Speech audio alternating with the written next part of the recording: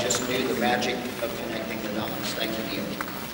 Caroline Snowden is recognized for her strong determination.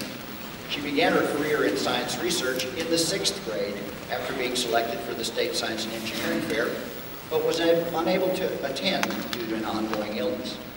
Since the 7th grade, she has gone on to win and to be presented with Best Overall several times at her regional science fair, and she's won numerous awards at state level, including first place during her junior year.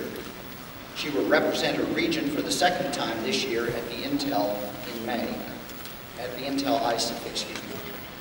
She has won many awards in all areas of her studies, including a trip to the Scripps National Spelling Bee in Washington, D.C. during the 8th grade, National Merit Scholar finalist, Florida All-State Orchestra, and National Hispanic Honor Society.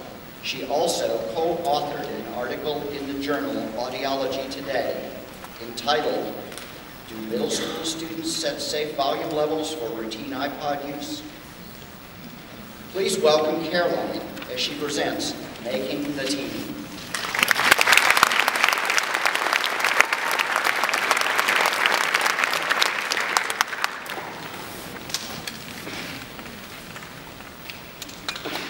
I've often said that science fair is my varsity sport. Although many of you guys in here may be real athletes in addition to scientific researchers, I'm not, unless you count my 1st grade softball career. Since I spent the season worrying more about the appearance of my purple knee socks than about the balls that I wasn't catching, I usually don't. Because of that, I always used to be a little envious of all my friends who played team sports. I would see team pictures on Facebook, team breakfasts at the local diner, team jackets in the hallway. In comparison, doing independent scientific research was a little lonely, especially when facing a mountain of dense data on a computer screen at 1 a.m. It seemed like I was fighting an intellectual battle as a forlorn-feeling army of one.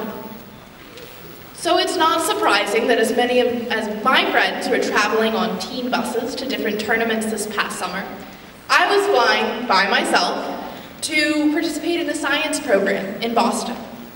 I was a little nervous. I joined the program's Facebook group to meet some of the other kids who were going, but within a week, the trash talk had begun with one kid calling someone else a zooflagellate. I was lost. I thought that I'd have to brush up on my protists if I wanted to make any friends. Arriving in Boston, intimidated and protestless, the first couple of days were rough. I've never been superb with names, and all of a sudden I had 80 of them to memorize. Facebook creeping became my pastime of choice. However, about 1 week into the program, I began to see something that I'd never seen before. One night in the common room, I walked in on a friend of mine teaching another girl linear algebra. Why? Because she needed to know it for her research. The next day, another friend explained to me a probability model that I had read about in a paper, while I was learning from him during lunchtime.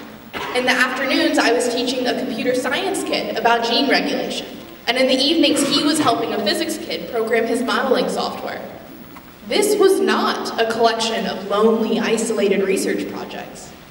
This was like a scientific orchestra, an aggregate of independent minds and interests that complemented each other and worked towards a greater human understanding.